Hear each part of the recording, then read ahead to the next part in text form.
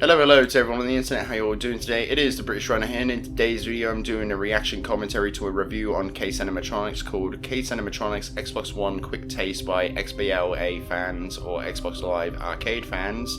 If you guys like the video, I'd appreciate you subscribe, as only a small percentage of people that watch me actually subscribe, so please subscribe. I would really appreciate it. I want to get to 1,000 followers or subscribers by the end of the year. Without further ado though, let's get right into the video, shall we?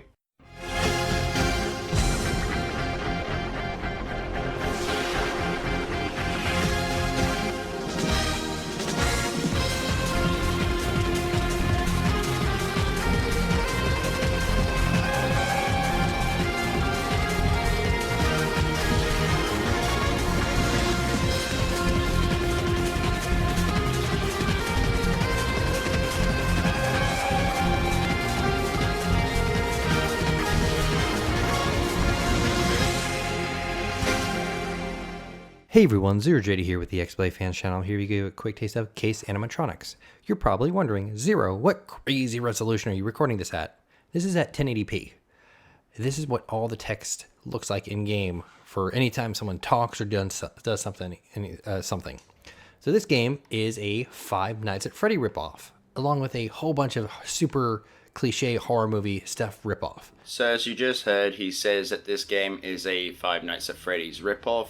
In reality, the developer of the game probably saw Five Nights at Freddy's and went in a different direction with it. We can see this from the differences in gameplay.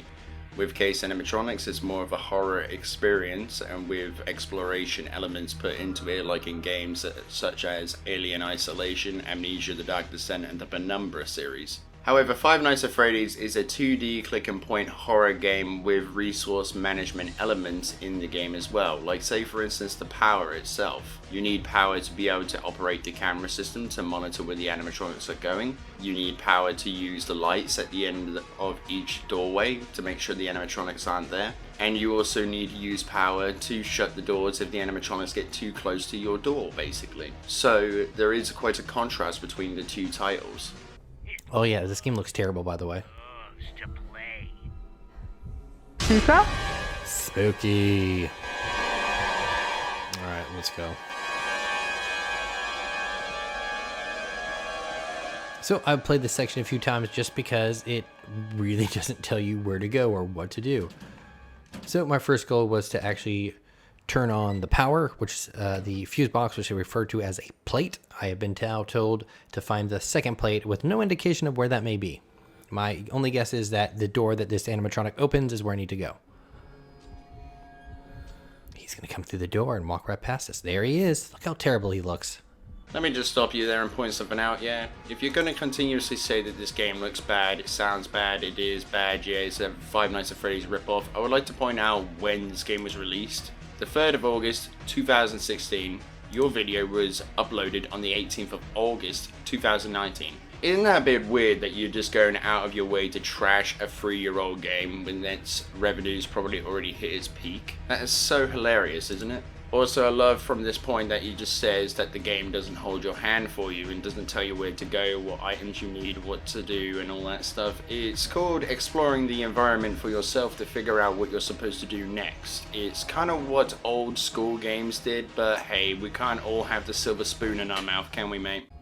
I'm going to assume as this game goes on, the area slowly gets bigger, but more animatronics start to hunt you down. Can't open that quite yet. There he is. Look how not scary he is, and look how terrible his texture looks. And I'm sure at some point he will get up, I will get an achievement saying this thing has been activated, it will checkpoint, and then we will continue going. But this game's not scary. I'm actually going to use this point to say that this guy obviously hasn't played the entire game. He's probably just played 5 minutes and thought it was a Five Nights at Freddy's ripoff, so he thought he would just trash it in one of his little shitty videos. I mean, if you call yourself a reviewer, surely you have a bit more of a moral sense or a moral compass to tell you that you need to actually review all of the game, the good points, the bad points, the ugly points, you know, every little bit of detail that the audience may need to know before they think about purchasing the game. This game is bad. I really say don't buy a game. All indie games have some kind of merit or something interesting about them. This is just a ripoff. This is a terrible game that I don't think should exist. Oh, this review is insightful. No, it's not. It's bad. See how much of a douchebag I sound like? And we're going to go back and checkpoint all the way back here to where I was before.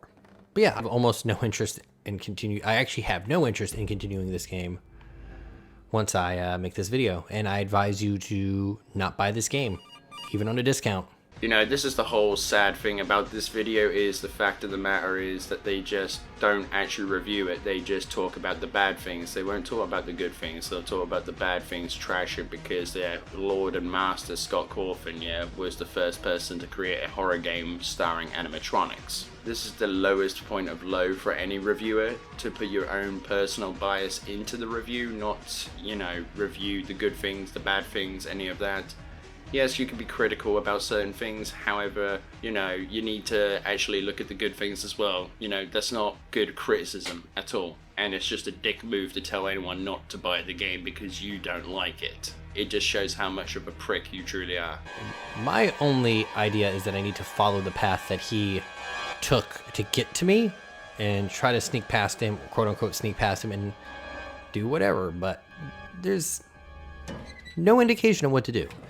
From what I've read, it seems that there is randomly placed key cards later on, so there is that fun of running around trying to find a randomly placed item in a terribly made game. All right, let's keep going. I really wish they talked more because the voice acting is terrible. Maybe if the animatronics talked.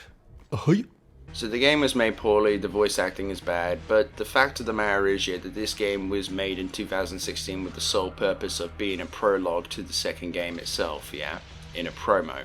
I say this because in the 2016 version on the PC, you would complete the game and then you wouldn't get an ending. It would just cut to black and then you would go to the next area, which is basically the Case 2 animatronics starting area in episode 1. So think of Case Animatronics as the prologue to Case 2 Animatronics Survival.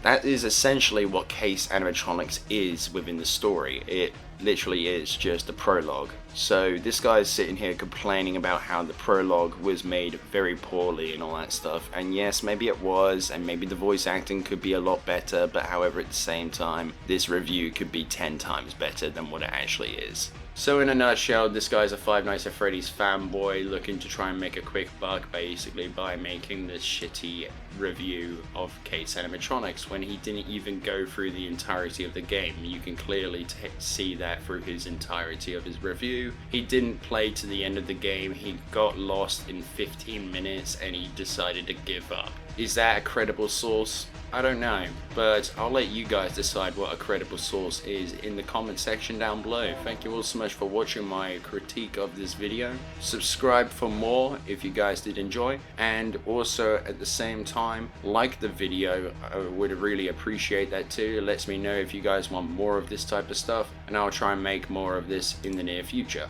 And I'll see you all on the next one. Peace out, everyone.